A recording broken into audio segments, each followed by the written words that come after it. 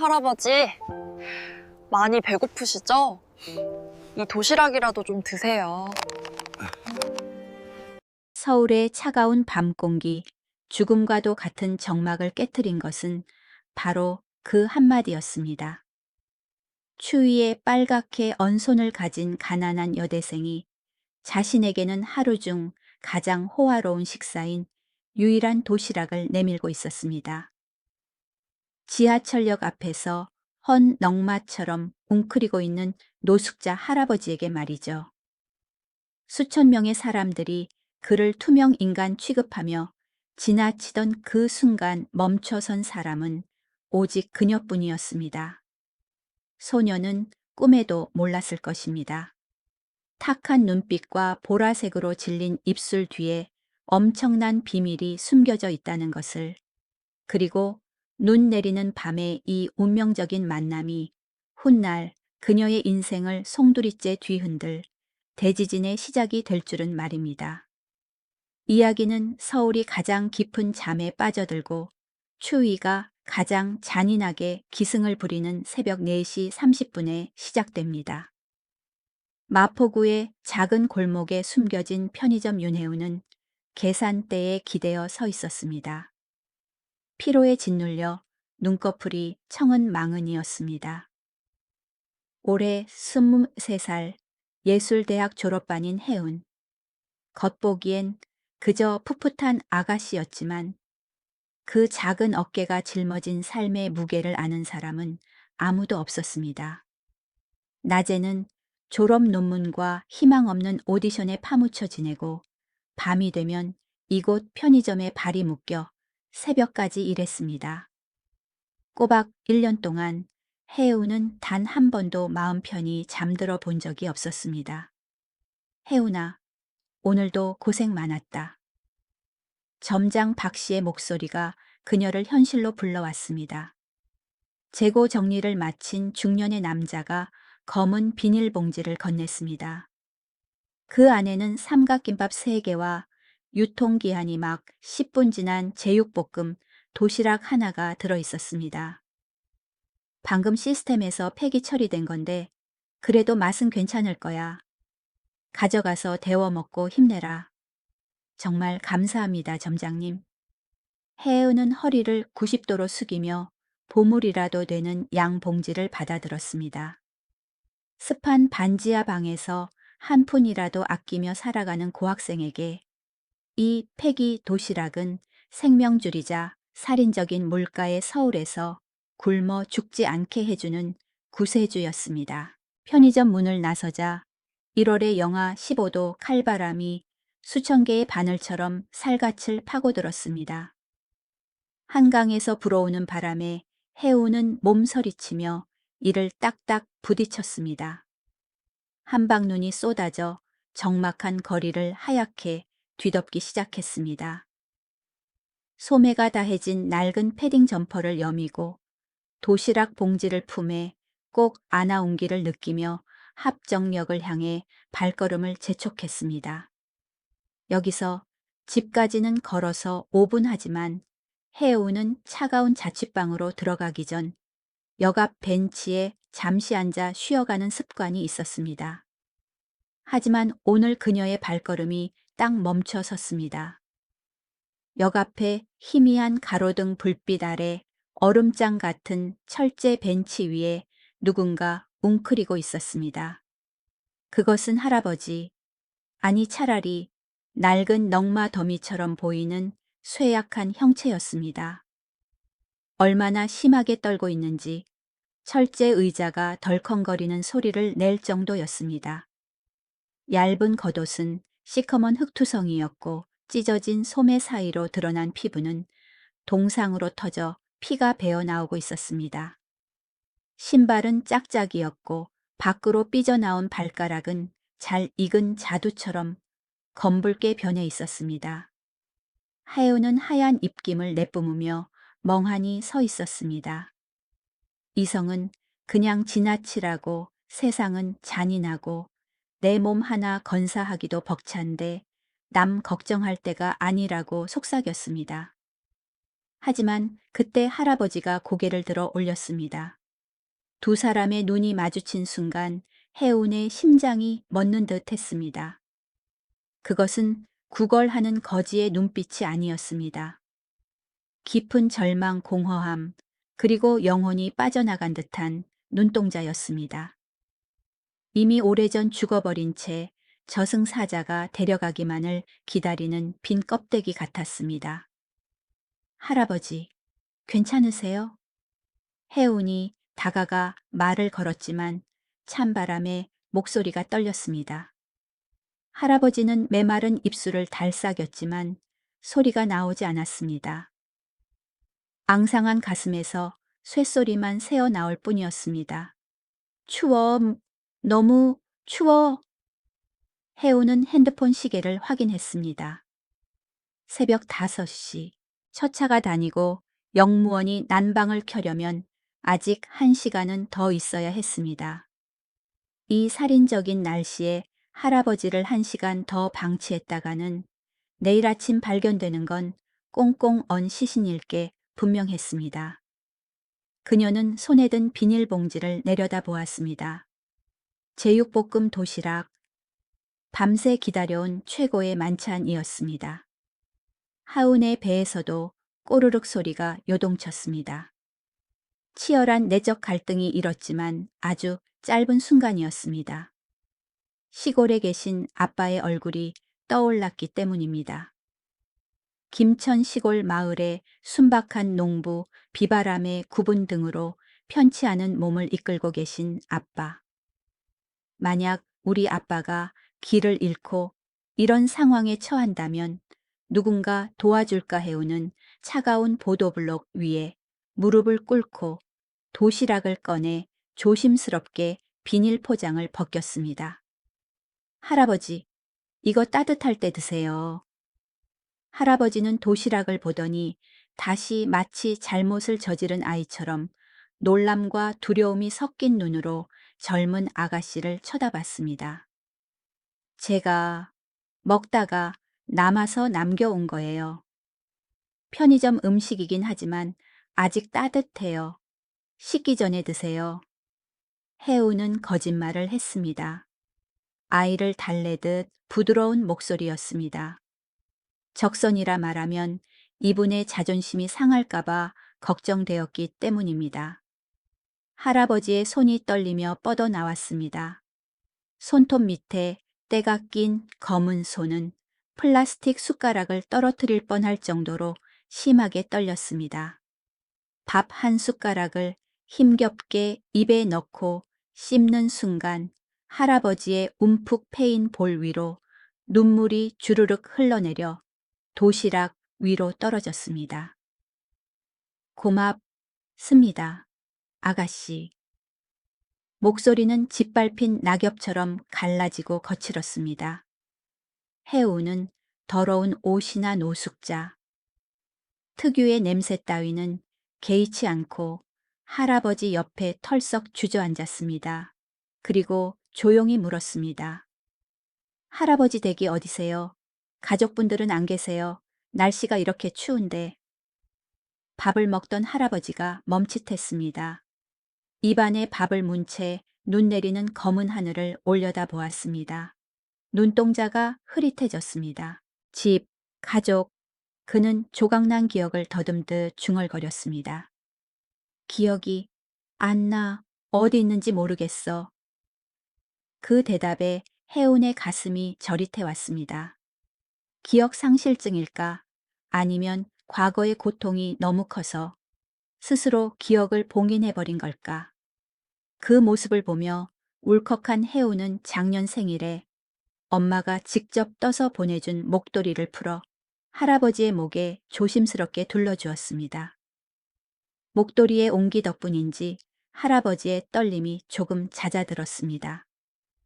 이거 하고 계세요. 따뜻할 거예요.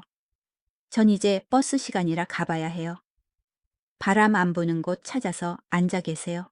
꼭이요. 할아버지는 고개를 끄덕이며 빈 도시락통을 보물처럼 가슴에 품었습니다.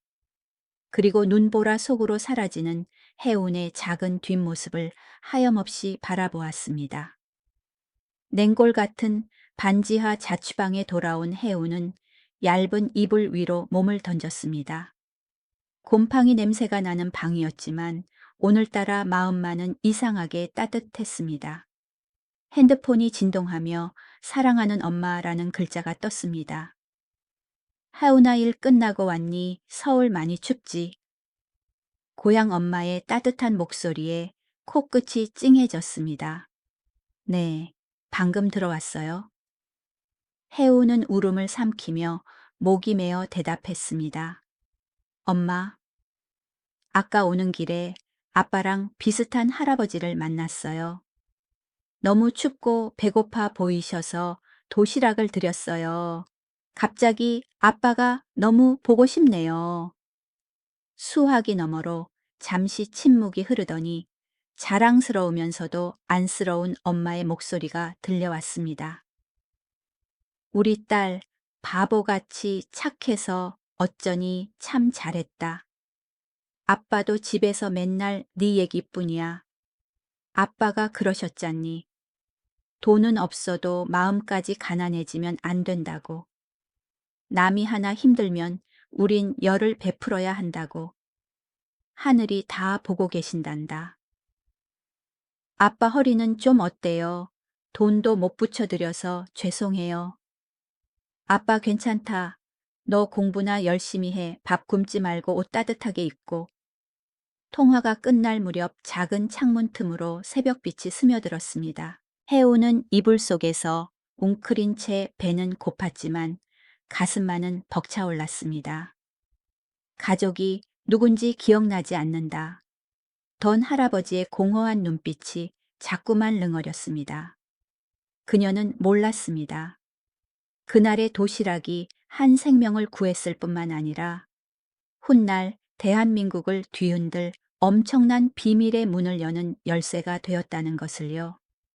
과연 그 할아버지는 누구였을까요? 지적인 분위기를 풍기던 그가 왜 이토록 비참한 처지가 되었을까요? 정답은 아직 서울의 분주한 거리 속에 숨겨져 있었습니다. 아침 7시. 낡은 핸드폰 알람 소리가 망치로 때리듯 귓가를 때리며 지안을 겨우 2시간 남짓한 쪽잠에서 깨웠습니다.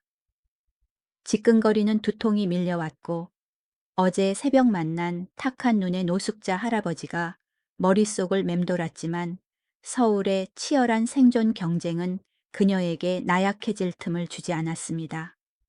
학교로 향하는 만원 지하철 2호선 안지아는 유리창에 몸을 구겨 넣은 채 논문 자료를 손에 들고 있었지만 시선은 초췌한 자신의 얼굴을 멍하니 바라보고 있었습니다. 연구실에서 노 교수는 안경을 치켜 올리며 그녀의 논문을 한 장 한 장 넘겼습니다. 종이 넘기는 소리가 숨 막히게 날카로웠습니다. 많이 좋아졌네, 지아나. 그런데 교수가 걱정스러운 눈빛으로 올려다 보았습니다. 안색이 너무 안 좋아. 요즘 졸업반 애들은 다들 이렇게 시체처럼 다니나. 지아는 수면 부족과 영양 실조로 떨리는 손을 감추며 씁쓸하게 웃어넘겼습니다. 학교를 나서자마자 오후 2시 모의 면접을 위해 도서관으로 달려갔습니다. 5명의 청년이 말끔한 정장을 입고 앉아 있었지만 그들의 눈빛은 하나같이 절망을 담고 있었습니다. 취업의 문이 갈수록 좁아지는 사회에서 거슬러 오르려 발버둥 치는 작은 물고기들 같았습니다. 미안나 커피 마실 돈도 없고 알바 늦었어. 지아는 친구들의 제안을 거절하고 서둘러 버스 정류장으로 뛰었습니다. 마포구로 향하는 덜컹거리는 버스 안 핸드폰이 울렸습니다. 새로운 이메일. 심장이 쿵쿵거렸습니다. 메일을 열자 익숙한 문구가 눈에 들어왔습니다. 귀하의 역량은 뛰어나나 아쉽게도 이번 채용에는 또 불합격. 실망감마저 무뎌져 이제는 지독한 피로감만 남았습니다. 밤 9시 편의점. 진짜 악몽은 주인집 아주머니의 전화로 시작되었습니다. 지아나, 이번 달 월세는 언제 줄 거야? 더는 못 기다려준다. 죄송해요, 아주머니. 다음 주에 알바비 들어오면 바로 보낼게요. 지아는 기어들어가는 목소리로 대답하며 비참함을 느꼈습니다. 전화를 끊고 밖을 보니 비가 내리기 시작했습니다. 서울의 겨울비는 영화처럼 낭만적이지 않았습니다. 차갑고 잔인했습니다. 새벽 4시 알바를 마치고 나온 지아는 폭우로 변한 빗줄기를 맞았습니다. 우산을 썼지만 차가운 빗물이 바짓단을 적셨습니다. 그때 그녀의 발걸음이 멈췄습니다. 길 건너편 폐건물에 좁은 처마 및 검은 그림자가 웅크리고 있었습니다. 그 할아버지였습니다. 구멍난 처마 사이로 빗물이 할아버지의 몸 위로 쏟아지고 있었습니다. 얇은 겉옷은 이미 흠뻑 젖어 살에 달라붙어 있었고 그는 버려진 늙은 개처럼 처량하게 떨고 있었습니다. 할아버지, 지아는 빗속으로 뛰어들어 자신의 어깨가 젖는 것도 아랑곳하지 않고 우산을 씌워드렸습니다. 할아버지가 고개를 들었습니다. 빗물인지 눈물인지 모를 것이 주름진 창백한 얼굴을 타고 흘러내렸습니다. 아, 아가씨. 이가 딱딱 부딪혀 말조차 제대로 나오지 않았습니다. 지아는 절망적으로 주위를 둘러보았습니다. 이 시간에 어디로 가야 하나? 그때 골목 끝에 있는 24시간. 무인 카페의 넌사인이 등대처럼 반짝였습니다. 할아버지 저 따라오세요. 저기 들어가서 몸 좀 녹여요. 지아는 힘겹게 할아버지를 부축해 일으켰습니다. 몸이 얼음장 같았습니다. 카페 안으로 들어오자 히터의 온기가 떨고 있는 두 사람을 감싸주었습니다. 지아는 할아버지를 의자에 앉히고 주문 키오스크로 향했습니다. 지갑을 열었습니다. 통장 장호는 0원, 현금은 딱 7억 5천 원, 약 27만 동이 전부였습니다. 앞으로 3일간의 식비와 차비였습니다. 지안의 손가락이 터치스크린 위에서 망설였습니다. 가난한 자의 짧은 머뭇거림. 하지만 이내 결심한 듯 버튼을 눌렀습니다. 따뜻한 아메리카노 2잔과 고기가 듬뿍 든 샌드위치 하나.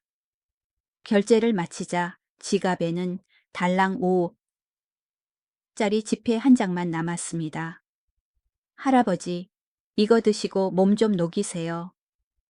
지안이 따뜻한 커피를 할아버지의 떨리는 손에 쥐어드렸습니다. 온기가 퍼지자 할아버지는 커피를 한 모금 마시고 샌드위치를 한 입 베어 물었습니다.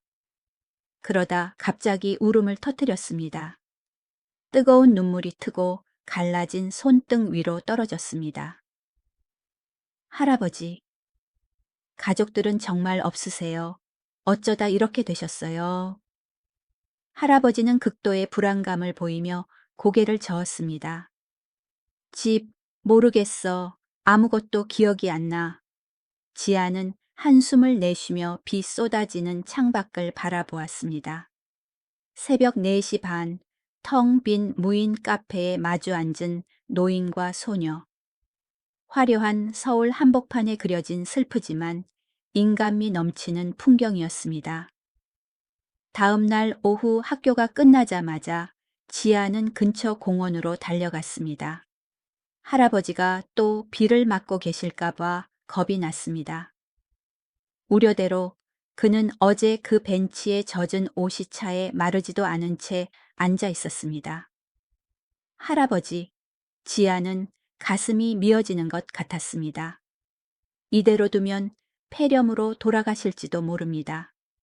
그녀는 빠르게 결단을 내렸습니다.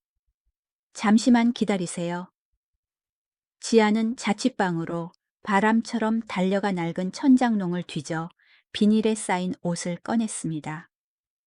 작년 겨울 달의 허리 치료 때문에 올라오셨던 아빠가 두고 가신 옷이었습니다. 두툼한 검은색 패딩 점퍼, 회색 스웨터, 그리고 따뜻한 코듀로이 바지.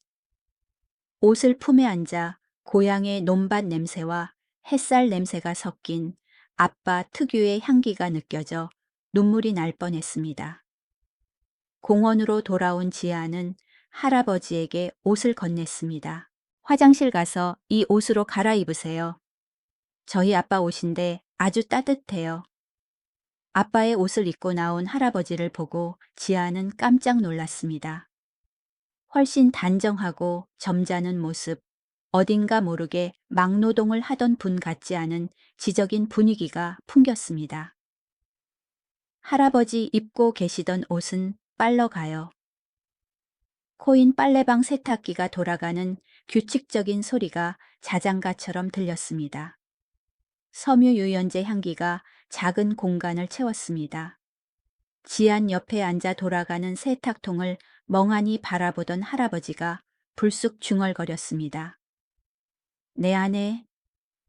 지안이 놀라 돌아봤습니다. 할머니가 생각나세요? 그래, 아내도 이렇게 내 옷을 빨아주곤 했어. 할아버지의 목소리가 슬픔에 잠겼습니다. 웃는 모습이 참 예뻤는데 떠났어. 나를 두고 먼저 떠났어. 지아는 숙연해졌습니다. 사랑하는 사람을 잃은 고통은 기억조차 지워버릴 만큼 크지만 사랑받았던 느낌만은 무의식 속에 남아있는 걸까요? 우리 집엔 큰 정원이 있었던 것 같아. 꽃이 아주 많았는데 할아버지는 조각난 기억들을 띄엄띄엄 이야기했습니다. 다음 날 지아는 할아버지를 모시고 마포 경찰서 지구대로 갔습니다. 단서라도 찾길 바랐습니다. 하지만 조회 시스템을 확인한 경찰관은 고개를 저었습니다. 비슷한 실종 노인 신고가 없네요. 아가씨가 모실 거 아니면 보호소로 인계하도록 사회복지센터에 연락하겠습니다. 보호소라는 말에 할아버지는 몸을 사시나무처럼 떨며 지안의 옷자락을 꽉 움켜쥐었습니다. 버림받는 아이 같은 공포에 질린 눈빛이었습니다. 안 돼요. 아직 보내지 마세요. 지안이 막아섰습니다. 일주일만 주세요. 제가 방법을 찾아볼게요. 경찰서를 나와 다시 그 무인 카페로 할아버지를 모시고 갔습니다. 지아는 아빠의 옷을 입고 먼 곳을 응시하는 할아버지의 사진을 찍었습니다. 떨리는 손으로 지아는 SNS와 대형 커뮤니티의 실종 가족 찾기 게시판에 글을 올렸습니다. 간절함을 담아 한 글자 한 글자 적어 내려갔습니다. 네티즌 여러분 도와주세요. 마포구 일대에서 길을 잃은 할아버지를 보호하고 있습니다. 기억을 잃으셨지만 먼저 떠난 아내와 꽃이 많은 정원이 있는 집을 기억하십니다. 너무나 선량한 분이 매일 밤 추위에 떨고 계세요. 이분을 아시는 분은 제게 연락 주세요. 누군가의 아버지이자 할아버지인 분이 이 겨울에 길바닥에서 쓰러지지 않게 도와주세요. 등록 버튼을 눌렀습니다. 지아는 몰랐습니다. 그 작은 터치 한 번이 거대한 공유의 폭풍을 일으키고 언론이 몇 년 동안 회자할 충격적인 드라마의 서막을 열게 될 줄은. 지안이 초라한 자취방에서 핸드폰을 붙잡고 기도하고 있을 때 불과 10km 떨어진 전혀 다른 세상에서는 팽팽한 긴장감이 흐르고 있었습니다. 한국의 비버리 힐스라 불리는 평창동. 미래그룹 회장 저택은 새벽 2시가 넘도록 불이 환하게 켜져 있었습니다.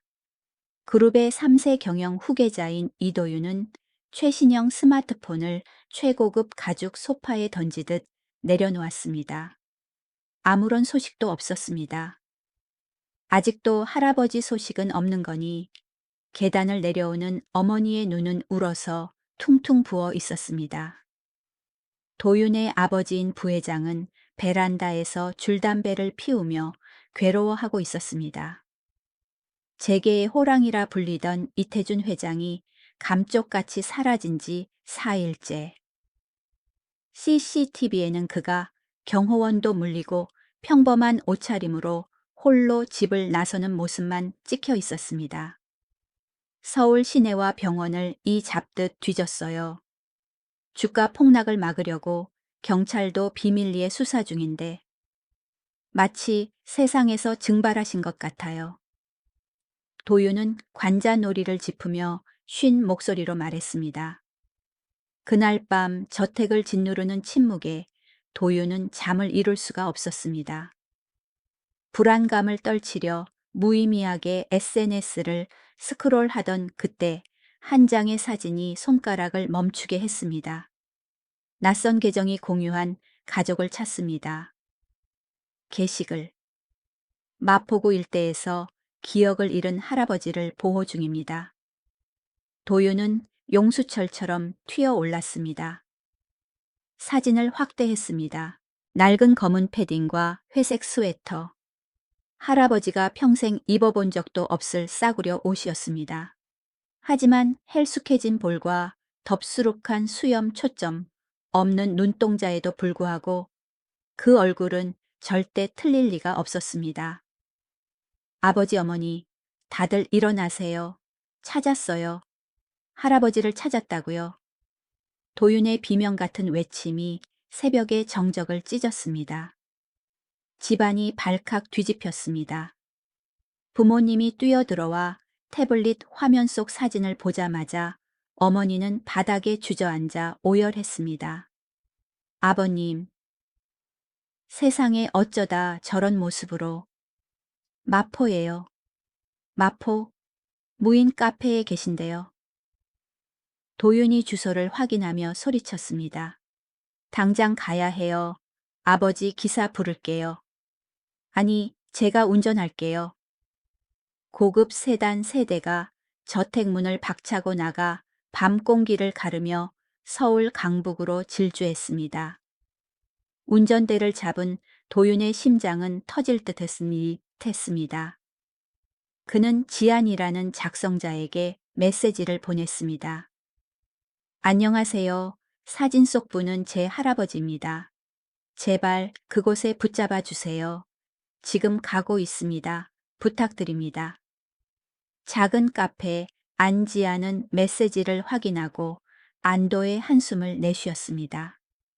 할아버지의 거친 손을 잡으며 말했습니다.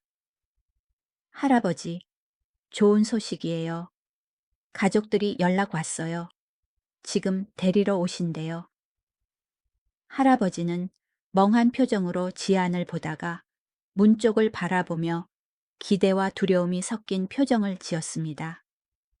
30분도 차에 지나지 않아 카페 앞에 타이어 타는 냄새와 함께 급정거 소리가 들렸습니다. 유리문이 부서질 듯 열렸습니다. 고급 정장을 입었지만 머리는 헝클어지고 땀범벅이 된 세 사람이 뛰어 들어왔습니다. 좁은 카페가 그들의 존재감으로 꽉 찼습니다. 도윤이 가장 먼저 할아버지를 발견하고 멈칫했습니다. 미래그룹 타워 가장 높은 곳에 앉아 계시던 제왕 같던 할아버지가 농부의 헌옷을 입고 싸구려 종이컵을 든 채 웅크리고 있었습니다. 할아버지, 도윤이 달려가 무릎을 꿇었습니다. 할아버지는 깜짝 놀라 뒤로 물러나려 했습니다. 하지만 도윤은 그 앙상한 손을 꽉 잡고 눈물을 뚝뚝 흘렸습니다. 할아버지, 저 도윤이에요. 장손 도윤이잖아요. 저를 못 알아보시겠어요? 도윤이라는 이름이 잠들어 있던 기억을 깨우는 종소리처럼 울렸습니다. 할아버지는 눈을 가늘게 뜨고 눈물 범벅이 된 청년의 얼굴을 뚫어져라 쳐다봤습니다. 깨진 기억 조각들이 맞춰지기 시작했습니다. 입술이 떨렸습니다. 도윤이, 떼쟁이, 우리 도윤이냐. 순간 카페 안은 눈물바다가 되었습니다. 도윤의 부모님도 달려와 할아버지를 끌어안았습니다. 아버지, 할아버지를 부르는 소리가 가슴을 후벼 팠습니다. 지아는 조용히 일어나 구석으로 물러났습니다. 눈물과 부치가 흐르는 이 재회의 현장에서 자신은 이방인 같았습니다.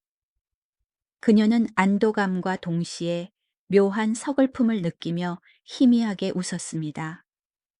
이제 내 임무는 끝났구나. 진정이 된 후 기억을 모두 되찾은 이태준 회장은 나무 의자에 앉아 떨리는 목소리로 자초지종을 이야기했습니다. 지난주에 알츠하이머 초기 진단을 받았어. 기억이 점차 사라질 거라고. 하더군. 충격이었지. 정신이 온전할 때 마지막으로 아내 묘소에 가보고 싶어서 혼자 나섰다가 지하철역에서 불량배들과 부딪혔는데 지갑이랑 핸드폰을 몽땅 털렸어. 넘어지면서 머리를 부딪혔는데 깨어나 보니 어둠과 추위뿐이었지. 내가 누군지 어디로 가야 하는지 아무것도 생각나지 않더구나. 회장은 말을 멈추고 구석에 서 있는 지안을 바라보았습니다. 눈시울이 붉어졌습니다. 바로 저 아가씨다. 저 학생이 내 생명의 은인이야. 모두가 나를 나병 환자나 더러운 거지 보듯 할 때 유일하게 멈춰선 사람이었어. 배가 고팠을 텐데 자기 밥을 내게 양보하고 마지막 남은 돈을 탈탈 털어 커피를 사줬지. 그는 입고 있는 검은 패딩을 어루만졌습니다. 그리고 이 옷, 돌아가신 아버지 유품이라던데. 낯선 늙은이가 얼어 죽을까봐 망설임 없이 내주더구나. 이 학생 아니었으면 난 지금쯤 길가에서 객사했을 게야. 이 도윤이 확 고개를 돌려 지안을 바라보았습니다. 오만했던 재벌 3세의 눈빛은 경악과 깊은 감사로 가득 찼습니다. 지안의 소박한 옷차림과 닳아버린 운동화, 그리고 SNS에 올렸던 간절한 호소문이 떠올랐습니다. 지안 씨, 도윤이 다가가 정중하게 허리를 90도로 숙였습니다. 미래그룹 후계자가 낯선 이에게 고개를 숙이는 건 처음 있는 일이었습니다. 뭐라 감사의 말씀을 드려야 할지 모르겠습니다. 지안 씨는 할아버지만 구한 게 아니라 저희 가족 전체를 구하셨습니다. 지안은 당황하여 손사래를 쳤습니다. 아니에요. 당연히 해야 할 일을 했을 뿐인걸요. 가족을 찾으셔서 정말 다행이에요.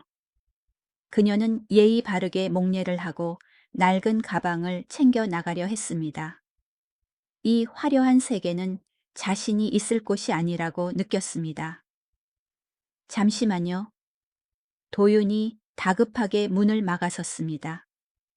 그냥 가시게 할 순 없습니다. 제발 보답할 기회를 주세요. 무엇이든 말씀만 하세요. 지아는 키 큰 청년을 올려다보며 선하게 웃었습니다. 도윤 씨, 저는 할아버지가 우리 아빠 같아서 도와드린 거지 보답을 바란 게 아니에요. 할아버지가 건강해지신 게 저한테는 가장 큰 선물이에요. 그녀는 도윤을 지나쳐 차가운 밤거리로 나갔습니다. 도윤은 작지만 당당한 그녀의 뒷모습을 멍하니 바라보았습니다. 계산적인 세상에 저토록 바보 같고 선한 사람이 존재하다니 도윤은 직감했습니다. 이 인연은 여기서 끝날 수 없다는 것을요. 폭풍 같았지만 따뜻했던 그날 밤 이후 지아는 다시 냉혹한 현실로 돌아왔습니다. 하지만 이상하게도 더는 외롭지 않았습니다. 가슴 속에 켜진 작은 불꽃 하나가 남은 겨울을 버티게 해주었습니다. 일주일 후 학교 도서관에서 웹서핑하던 지아는 대한민국 경제를 이끄는 미래그룹의 채용 공고를 보게 되었습니다. 배경도 백도 없는 자신 같은 흑수저에겐 꿈도 못 꿀 곳이었습니다. 하지만 할아버지의 따뜻한 눈빛과 마음만은 가난하지 말라. 던 엄마의 말이 떠올라 용기를 내 마감 직전 지원서를 넣었습니다. 그리고 기적이 일어났습니다. 서류 전형을 통과하고 최종 면접까지 오게 된 것입니다. 합격 문자를 쥐고 지아는 울음을 터뜨렸고 고향의 엄마도 목이 메어 말을 잇지 못했습니다. 면접 당일 서울엔 맑은 햇살이 쏟아졌습니다. 지아는 엄마가 채소를 팔아 모은 돈으로 사준 낡은 정장을 입고 흠집을 가리려 구두약으로 반질반질하게 닦은 낡은 구두를 신었습니다. 여의도 한복판에 우뚝 솟은 미래그룹 타워 앞에서 그녀는 모래알처럼 작게 느껴졌습니다. 면접장 안은 숨 막히는 긴장감이 감돌았습니다. 3명의 면접관이 무표정하게 서류를 넘기고 있었습니다. 그런데 정중앙 가장 높은 회장석에 앉아 있던 사람이 의자를 돌려 돌아봤을 때 지아는 하마터면 들고 있던 파일을 떨어뜨릴 뻔했습니다. 수제 맞춤 정장을 입고 머리를 깔끔하게 빗어 넘긴 범접할 수 없는 아우라를 풍기는 저 노신사. 바로 그 덜덜 떨던 노숙자 할아버지였습니다. 할아버지. 지안의 눈이 휘둥그레졌습니다. 이태준 회장은 지안을 보자 냉철한 사업가의 눈빛을 거두고 한없이 따뜻한 미소를 지었습니다. 두 사람만이 아는 그 미소였습니다. 어서 오게 나의 은인, 다시 만났구먼. 다른 면접관들이 눈이 휘둥그레져 웅성거렸습니다. 저런 초라한 지원자가 회장님과 아는 사이라니 심장이 터질 것 같았지만 지아는 깊게 숨을 들이쉬고 면접에 임했습니다. 왜 미래그룹에 지원했으며 귀하가 추구하는 가장 큰 가치는 무엇입니까? 라는 질문에 지아는 뻔한 경영 용어 대신 회장의 눈을 똑바로 바라보며 진심을 담아 대답했습니다. 저는 위대한 기업이란 이윤을 창출하는 것을 넘어 사람을 귀하게 여길 줄 알아야 한다고 믿습니다. 아무리 춥고 혹독한 상황에서도 친절과 진심이야말로 우리를 연결하는 가장 단단한 가치라는 것을 증명하고 싶어 지원했습니다. 좌중이 숙연해졌습니다. 이태준 회장은 자랑스런 눈빛으로 고개를 끄덕였습니다. 내 사람을 잘못 보지 않았어. 나눌 줄 아는 따뜻한 마음. 그것이야말로 우리 미래그룹이 찾던 가장 큰 자산일세. 일주일 뒤 지아는 미래그룹의 핵심 부서인 전략기획실 신입사원으로 당당히 회전문을 통과했습니다. 그리고 운명은 아직 끝나지 않았습니다. 첫 출근 날 그녀를 지도할 직속 상사 팀장은 바로 그날 밤 만났던 후계자 이도윤이었습니다. 환영합니다. 신입사원 이지안 씨. 같이 일하게 되어 정말 기쁩니다. 도윤이 손을 내밀었습니다. 비 오는 날 밤의 불안한 표정과는 다른 봄 햇살처럼 환한 미소였습니다. 그 후로 이어진 날들은 바쁘지만 웃음이 넘쳤습니다. 도윤은 처음엔 생명의 은인에 대한 감사로 다가갔지만 점차 작지만 강단 있는 지안의 매력에 빠져들었습니다. 청소부 아주머니에게 점심을 양보하고 야근하면서도 불평 한마디 없는 그녀를 지켜보면서 말이죠. 어느 늦은 밤 사무실에 두 사람만 남았을 때 도윤이 따뜻한 캔커피를 지안의 책상에 놓으며 물었습니다. 지안 씨, 항상 궁금했어요. 그날 밤 지안 씨도 힘들었을 텐데 어떻게 전 재산을 털어 낯선 할아버지를 도울 수 있었나요? 지아는 창밖의 서울 야경을 바라보며 대답했습니다. 그냥 할아버지가 너무 외로워 보이셨어요. 만약 나중에 우리 아빠나 제가 그런 상황이 된다면 누군가 멈춰서서 괜찮으세요? 라고 물어봐 주길 바랄 것 같아서요. 그게 다예요. 그 꾸밈 없는 대답은 온실 속 화초처럼 자라 진심에 목말랐던 도윤의 마음을 완전히 무장해제시켰습니다. 그해 봄 여의도 윤중로에 벚꽃이 만발했을 때 도윤은 용기를 내 고백했습니다. 지안 씨 단순히 고마워서가 아니에요. 좋아합니다.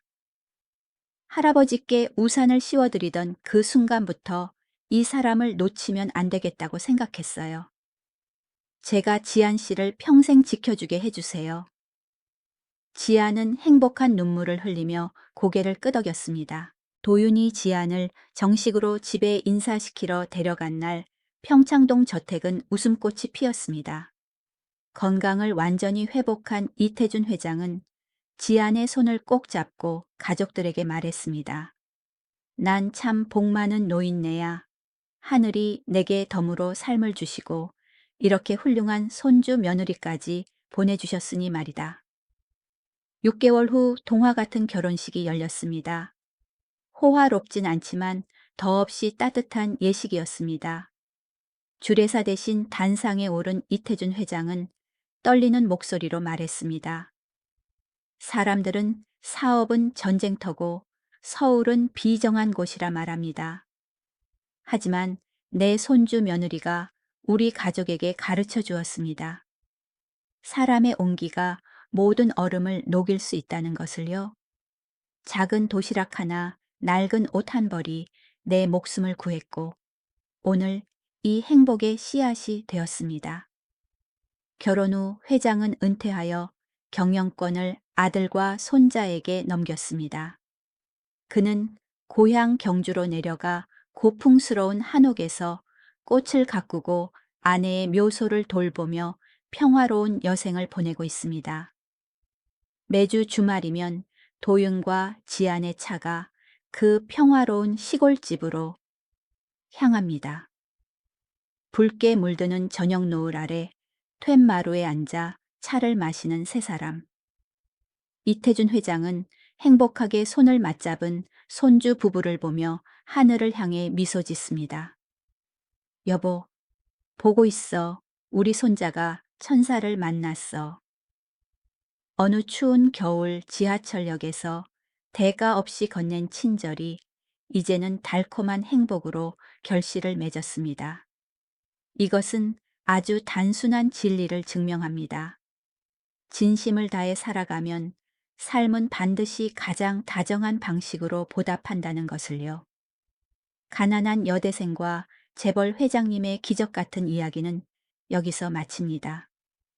오늘의 이야기가 여러분의 가슴에 작은 울림과 사람에 대한 믿음을 주었다면 구독과 좋아요를 눌러주세요.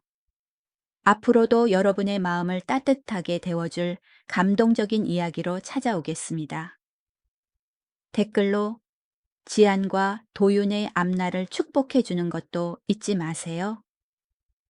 끝까지 들어주셔서 감사합니다. 오늘도 행복과 행운이 가득한 하루 보내세요.